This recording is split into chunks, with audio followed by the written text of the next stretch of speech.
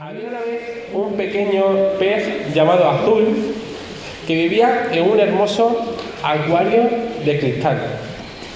El acuario, ¿vale?, estaba decorado con coloridas plantas de plástico, un castillo de juguetes y un puñado de piedras brillantes en el fondo.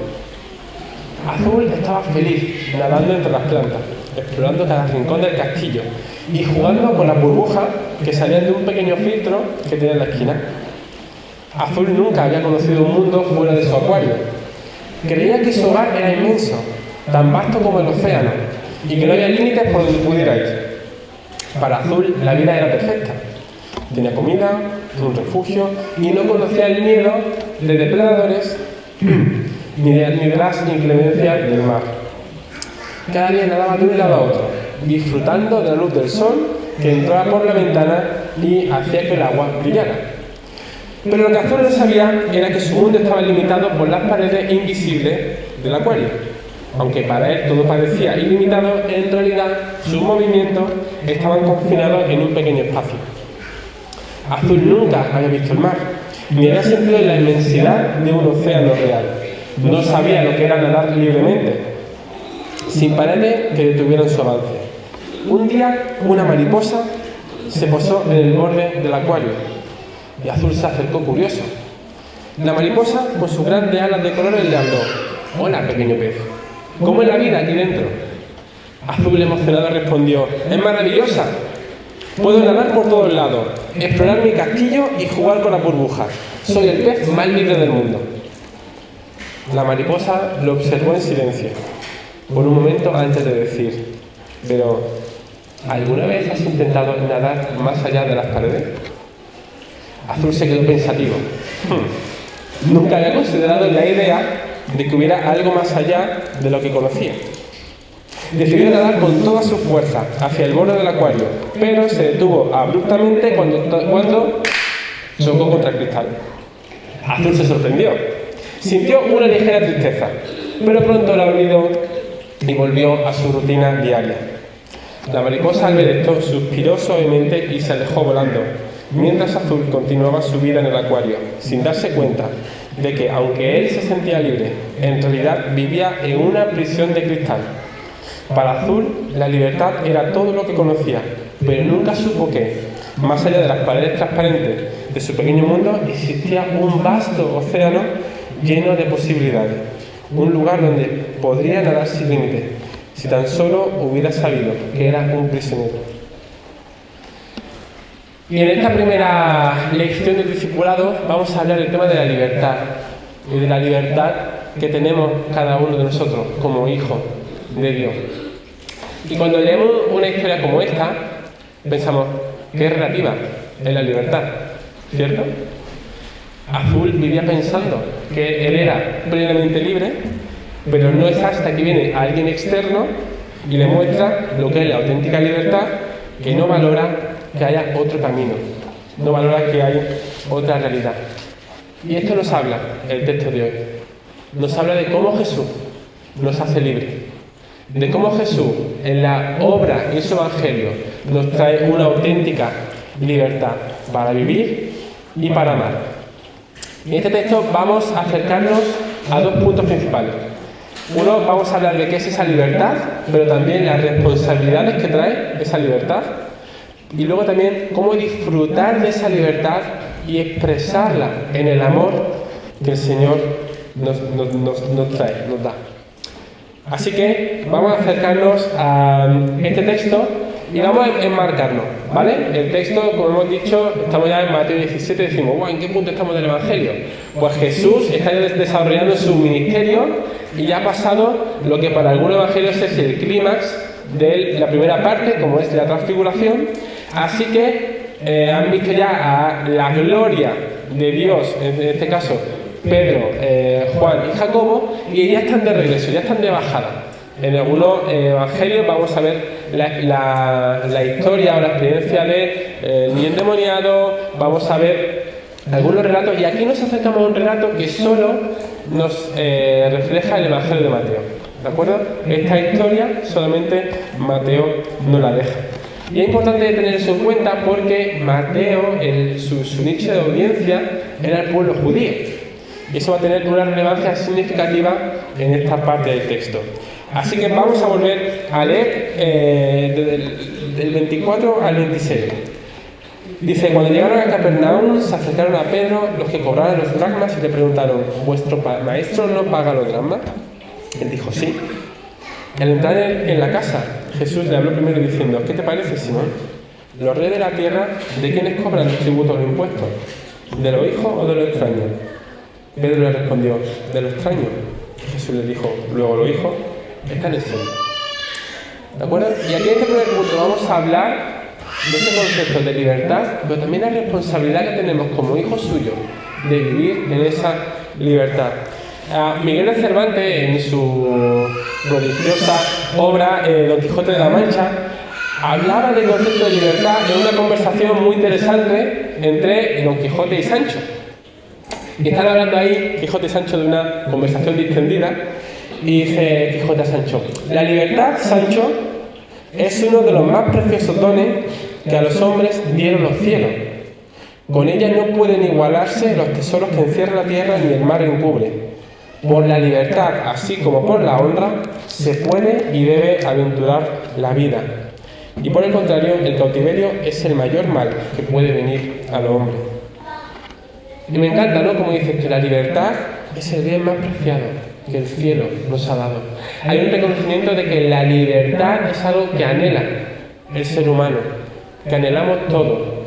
Sabemos que hasta el día de hoy al menos, la Declaración de los Derechos Humanos, al menos hasta ahora, así también lo expresa. Tenemos una presunta libertad para expresar lo que pensamos, para vivir de reunirnos, lo que queremos, lo que vivimos. Sin embargo, hay un nivel superior que nos habla, que es la auténtica libertad, ¿no? Y Jesús lo expresó claramente en Juan 8:32, cuando dijo, y conoceréis la verdad, y la verdad os hará libre. Jesús nos marca en qué lugar, en qué espacio vamos a encontrar, cómo vamos a conocer la auténtica libertad que anhelamos como ser humano. Y de ahí podemos reconocer que la libertad es un regalo divino. Pero cualquier abogado o jurista os va a decir que toda libertad va completamente unido también a una responsabilidad. Porque podemos entender la libertad como libertinaje, en plan de podemos hacer lo que quiera. Como soy libre, yo puedo ahora a mi cuñado coger, darle un guantazo y no hay problema. ¿No? Es decir, hay una responsabilidad, es decir, el amor que nos tenemos, el respeto que nos tenemos, hace que evite usar la libertad para sobrepasar unos límites que no me corresponden. Por lo tanto, la libertad no es anarquía. Libertad no es hacer lo que nos da la gana, sino que el ejercicio de la libertad conlleva a asumir la responsabilidad que ese derecho mismo puede derivar. ¿De acuerdo? Es decir, el ejercicio de la libertad conlleva a asumir que somos responsables en cómo experimentamos dentro de esa libertad. Por lo tanto, la libertad conlleva mucha responsabilidad. Vivir en libertad conlleva mucha responsabilidad. Winston Churchill, el antiguo primer ministro de Inglaterra, dijo, el precio de la grandeza es la responsabilidad. Y cada uno de nosotros tenemos responsabilidades personales, familiares, laborales, con nuestros padres, en clase, ahí donde estemos. Porque la responsabilidad forma parte de nuestra dirección ética de vivir, ¿cierto?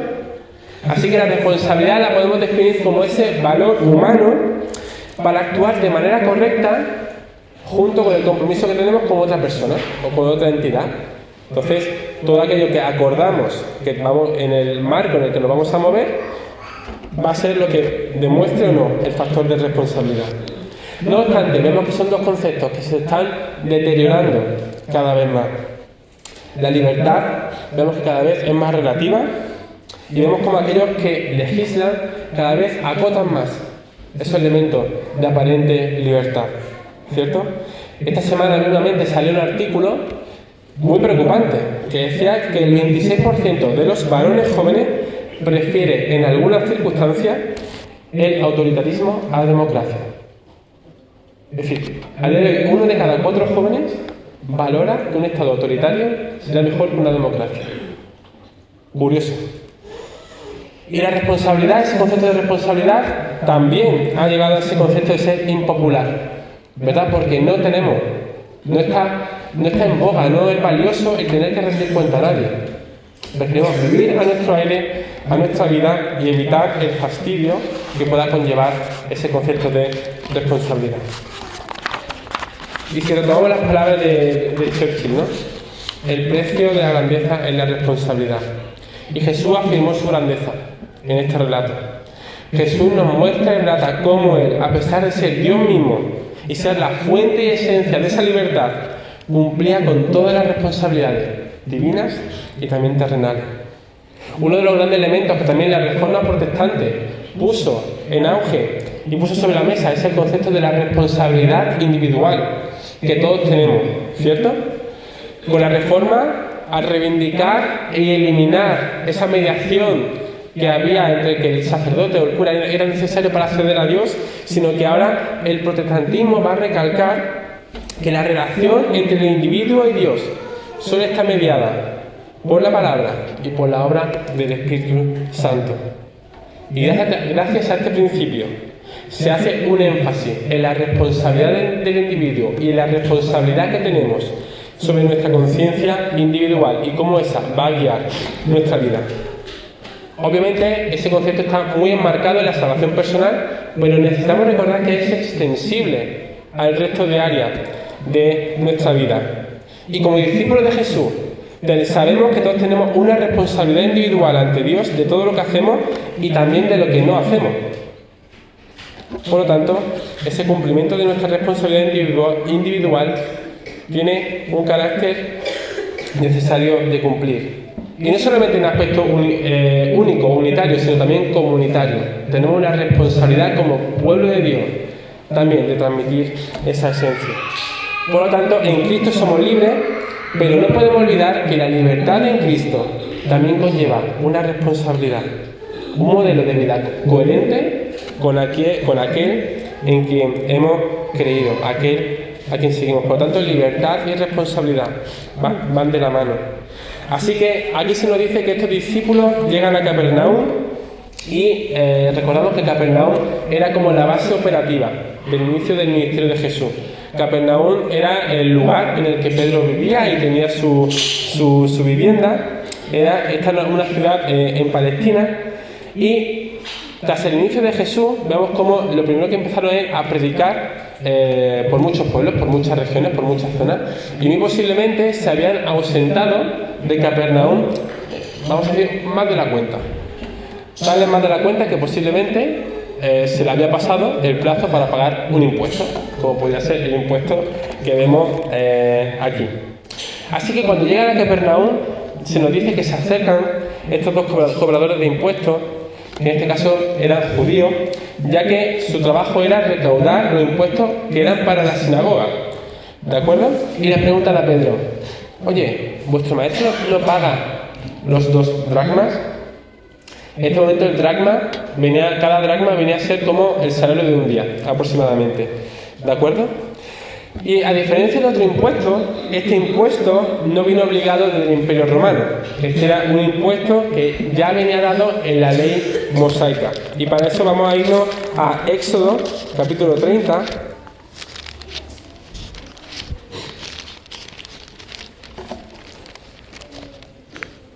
Éxodo 30, el versículo 11 al 14. Y dice: habló también Jehová a Moisés diciendo: cuando tomes el número de los hijos de Israel conforme a la cuenta de ellos, cada uno dará a Jehová el rescate de su persona, cuando los cuentes, para que no haya en ellos mortandad cuando lo hayas contado. Esto dará todo aquel que sea contado, medio siclo, conforme al siclo del santuario. El siclo es de 20 geras. La mitad de un siclo será la ofrenda a Jehová. Todo el que sea contado de 20 años arriba dará la ofrenda a Jehová. Y luego será en Nehemías 30:12 donde se estipulará, una vez ya reconstruido el templo, se va a contemplar la duración o la temporalidad en la que se recogía este impuesto, que era una vez al año. Pero Lo que vemos que era un impuesto de adoración, era un impuesto de redención que estaba usado, enfocado para el mantenimiento, en primer lugar, del tabernáculo, del templo, y hemos ido manteniendo la tradición, ¿no? Para seguir sosteniendo y manteniendo los lugares en los que nos reunimos también como pueblo. Así que vemos que es un modelo que Dios mismo instauró para que su pueblo y por extensión su iglesia pudiera reunirse en un lugar concreto y específico. Y es interesante que los cobradores aquí no se acercan a Jesús sino a Pedro. Y claro, aquí podemos especular el motivo, ¿no? En primer lugar podemos pensar que era una cuestión de respeto al maestro. Si entendemos que eran cobradores de la sinagoga, podían tener un respeto a Jesús y se acercan a Pedro, además como alguien de esa misma localidad, a decirle, oye, ¿y los impuestos? O otra opción podría ser para muchos que como ya iban escuchando ese mensaje un poco revolucionario de Jesús, que no procurara generar cierta discordia en su pueblo, ¿no? Pero lo que sí vemos es que la respuesta de Pedro es rotunda. Sí, Jesús paga los impuestos, ¿cierto? ¿Qué hubiera pasado si aquí Jesús hubiera intervenido y hubiera empezado a discutir sobre su divinidad y sobre su derecho divino a ser exonerado de ese pago? ¿Qué pensáis? Los recaudadores de impuestos posiblemente hubieran tenido una excusa para denunciarlo a la autoridad de la sinagoga del templo y, quién sabe, el trastorno, ¿verdad?, o la interrupción que esto puede haber tenido en el ministerio del mismo Jesús. Así que vemos a Jesús que voluntariamente entrega su derecho como hijo de Dios por el bien de ese pueblo. Jesús se compromete voluntariamente a pagar el impuesto del templo para que la ofensa que eso puede haber generado en su pueblo no se convirtiera en un obstáculo para que la gente llegara a conocer verdaderamente a Dios a través de él. Y continúa diciendo, al entrar en la casa, Jesús le habló primero diciendo, ¿qué te parece, Simón? ¿Los reyes de la tierra, de quién cobra los tributos o los impuestos? ¿De su hijo o de los extraños? Pedro le respondió, de los extraños. Y Jesús le dijo, luego los hijos están exentos. ¿Y cuánto me gusta esta forma de conversar de Jesús? Antes hablamos, ¿verdad?, de la importancia de las preguntas. Y Jesús constantemente hace muchas preguntas. Jesús no se acerca a Pedro para decirle, mira, por esto, no, Jesús primero le dice, ¿qué te parece, Simón? ¿Qué piensas de esto? Y después de esta primera pregunta, lanza una segunda pregunta, ¿no?, para que Pedro responda y Pedro da la respuesta correcta. Así que vemos aquí Jesús hablando primero. Recordemos que la pregunta se la hacían a Pedro, no a Jesús. No se refleja que hubieran tenido una conversación pendiente, sino que al entrar a la casa dice que Jesús le habló primero. Aquí Jesús está mostrando una vez más a Pedro su omnisciencia y su soberanía en medio de estas circunstancias. Dice que él le habló primero y le hizo la pregunta. ¿Y aquí, a quién se está refiriendo aquí Jesús, ¿no?, con esa imagen de los hijos o los extraños? Recordemos que este impuesto era un impuesto que era obligado para la comunidad judía. Por lo tanto, la distinción que hace Jesús estaba planteada para la misma comunidad. El versículo 27 luego nos dará la respuesta, ¿cierto?, al ver cómo Jesús responde a este impuesto. Y que nos muestra que aunque somos libres de pagarlo, hay que hacerlo para ser responsables y no ofender a nuestra comunidad. Jesús afirmará en el versículo 27 que ellos están exentos y le da la pista a Pedro de que él, Jesús mismo, es el rey de ese templo. Cuando continúa diciendo, luego los hijos están exentos. Sin embargo, para no ofender, pagaremos. Así que Jesús ya le está dando a Pedro, lo está reafirmando en esa realidad, en el que al igual que los reyes de la tierra están exentos del pago, él, como rey creador, como rey del universo, como rey, como hijo de Dios, hace que también los hijos estén exentos. Así que Jesús se sigue afirmando quién es él como hijo de Dios. Si leemos un capítulo atrás, vemos como Pedro lo acaba de reconocer como Cristo, el Hijo del Dios viviente. Así que Jesús va a venir a redefinir que Él es el rey del templo y que ellos, sus discípulos, son los hijos de este rey. Por lo tanto, la venida de Cristo va a ser lo que elimine todas las obligaciones de la ley. Él será el templo definitivo, pero también no solo templo, sino sumo sacerdote y último sacrificio. Y es Jesús que nos va a dar la libertad de las cadenas de la ley y la obra, y nos redefinirá como hijos suyos, como hijos del Rey. Así que vemos cómo Jesús trae libertad a los hijos y los hace exentos de las cadenas de la ley. Jesús mismo está definiendo a Pedro como hijo del Rey y cómo éste estaría exento de pagar ese impuesto. Así que ahora, extensivamente, cada uno de nosotros no tenemos la obligación moral o redentora de tener que pagar impuestos o hacer obras para ganarnos el perdón o el favor de Dios. Porque es Jesús mismo quien paga ese impuesto en la cruz. La cruz nos recuerda que ese impuesto, ese pago definitivo, completo, cósmico, era lo que satisfacía esa ley. Ahora bien, esto nos genera algunas preguntas, ¿no? Y es, ¿debemos de dejar de dar entonces nuestro diezmo y ofrenda? Nos plantea el dilema de si debemos dejar de ser responsables con un aspecto como puede ser sostener nuestros lugares de culto o la misión económicamente. En absoluto. En absoluto. Lo que Jesús está diciendo aquí es que ya no tenemos que formar parte de un antiguo sistema para ganarnos el favor de Dios. Ya no tenemos que recurrir a otros mecanismos de adoración que nos acerquen a la presencia del Padre, sino que ahora tenemos la libertad de acceder libremente a su presencia en todo momento y en todo lugar. Y que ahora podemos dar con alegría, con gozo, con generosidad, porque tenemos un Dios que lo dio todo en abundancia. Así que en este pasaje vemos a Jesús como ejemplo de aquel que da y da de manera generosa. Por lo tanto, qué importante es reflexionar en la cruz y en cómo ésta nos da acceso para adorar libremente al Padre, al Hijo y al Espíritu Santo.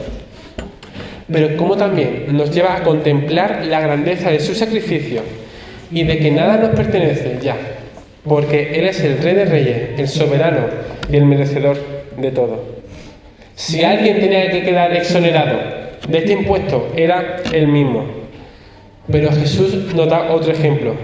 Y él sabía que la libertad que tenía de ejercer su poder tendría un efecto en su comunidad. La libertad que tenía de que para poder haber decidido no voy a pagar ese dracma, o esos 2 dracmas, iba a tener un impacto en su comunidad. Y en nuestro caso, nuestra libertad en el Evangelio también apunta a nuestra responsabilidad en nuestro contexto. Y aquí déjame que plantee una serie de preguntas. ¿Somos capaces de disfrutar plenamente de la libertad del Evangelio?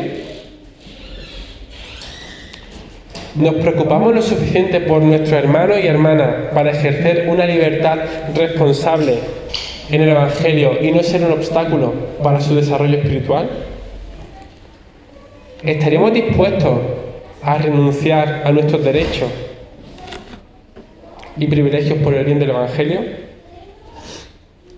¿Podría tu comportamiento ser un obstáculo para tu vecino? ¿Para tu hijo? ¿Para tus compañeros de trabajo? ¿Tus compañeros de clase? ¿Cómo son tus mensajes en las redes sociales?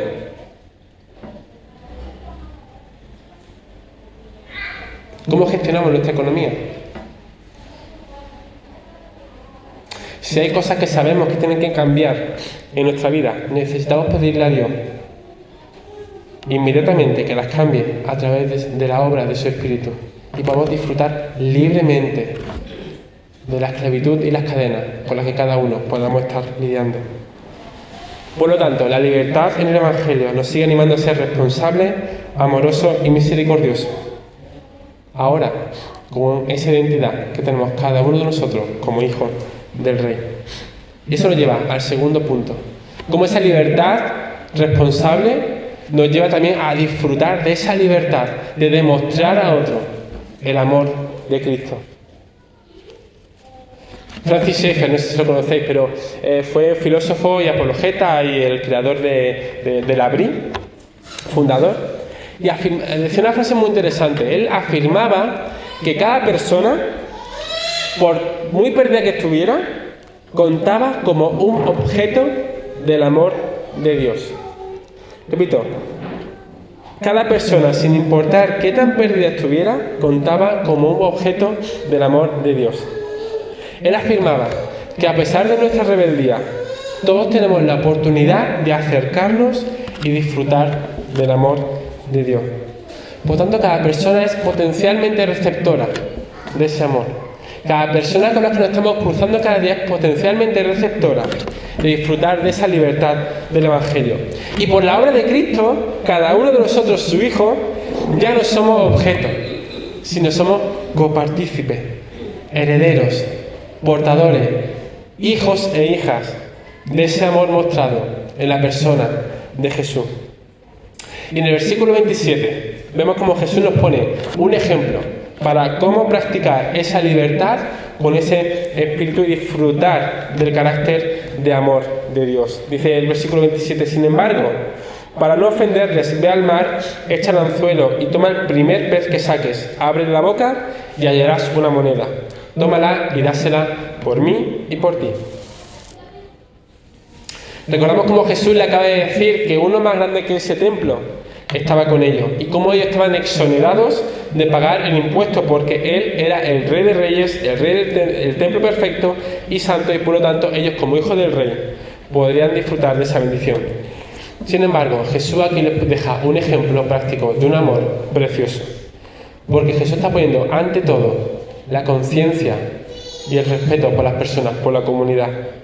La consideración de Jesús por no ser piedra de tropiezo u ofensa a la comunidad de Capernaum manifiesta de una forma tangible y real ese amor que es Él.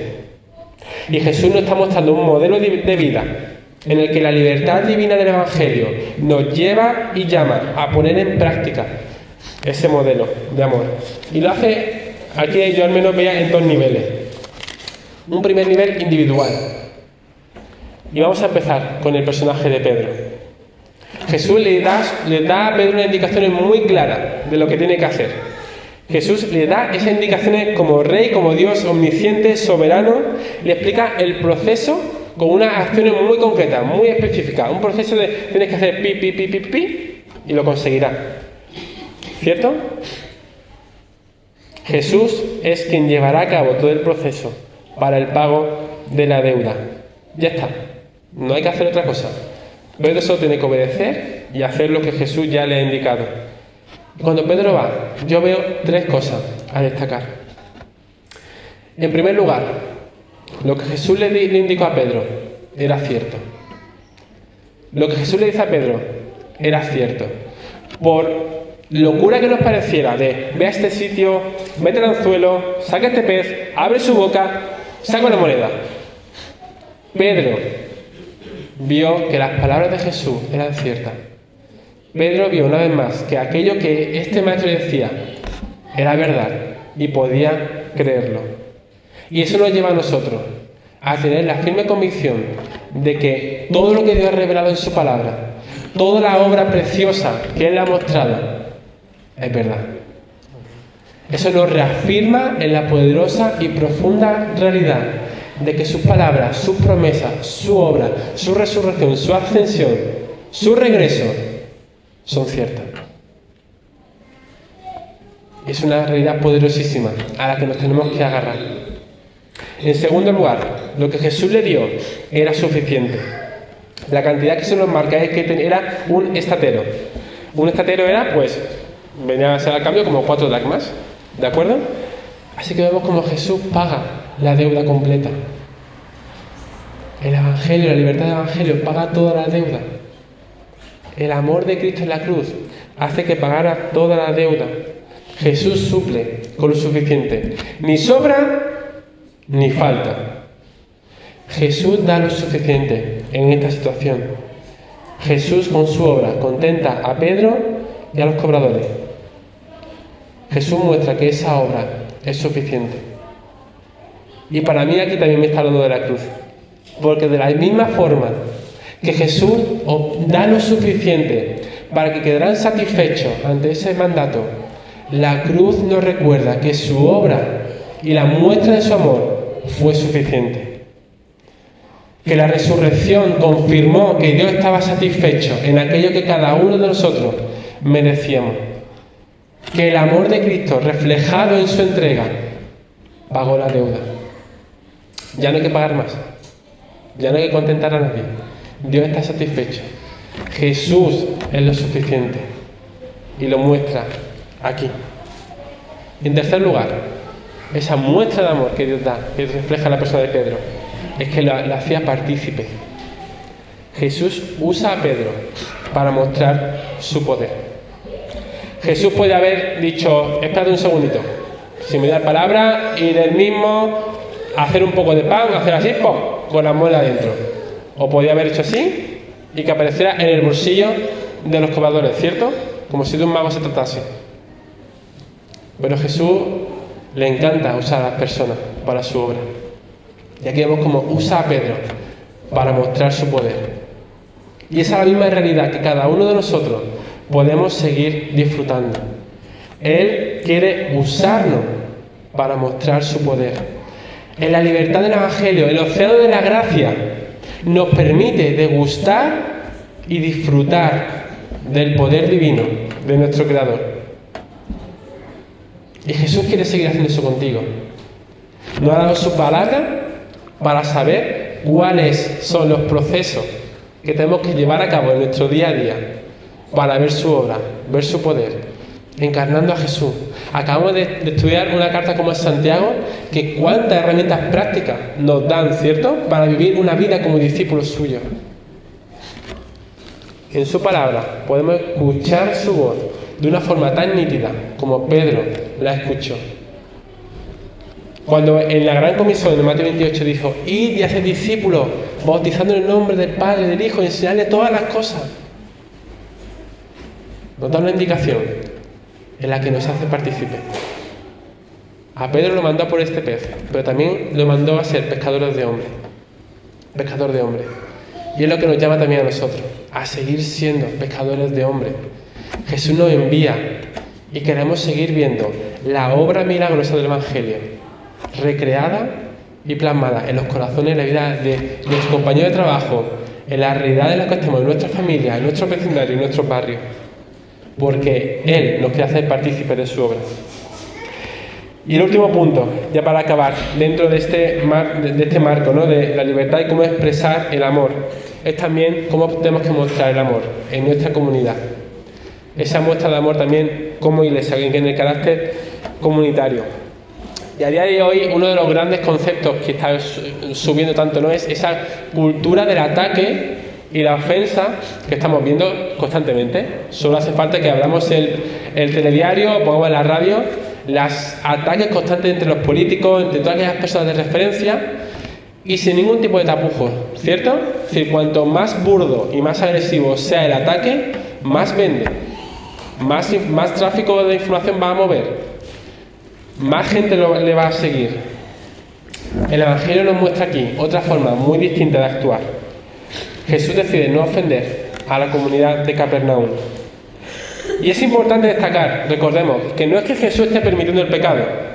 No es que Jesús esté diciendo que nos tenemos que callar ante el pecado o que no estamos hablando en diferentes situaciones ante la injusticia. Recordamos que esta era una ley mosaica, ¿de acuerdo? Jesús actúa de forma contundente cuando hay que denunciar el pecado, y eso lo vemos en el Evangelio. Jesús mismo va a expresar ante los fariseos el dar al César lo que es del César y a Dios lo que es de Dios. Aquí lo que Jesús está diciendo es no crear discordia ante un elemento que temporalmente va a ser secundario. A pesar de que perfectamente él podía haber explicado el motivo de por qué no pagaba el impuesto, decidió esperar. Y aquí nos da otro ejemplo de cómo tenemos que vivir nuestra vida en comunidad.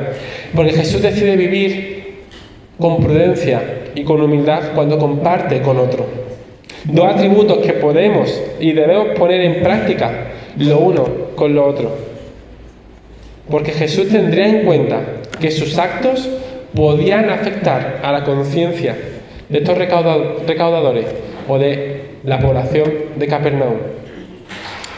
El apóstol Pablo también nos dejó un ejemplo similar cuando hablaba a los corintios, ¿cierto? Cuando hablaba sobre si era lícito comer de la comida que se ofrecía a los dioses.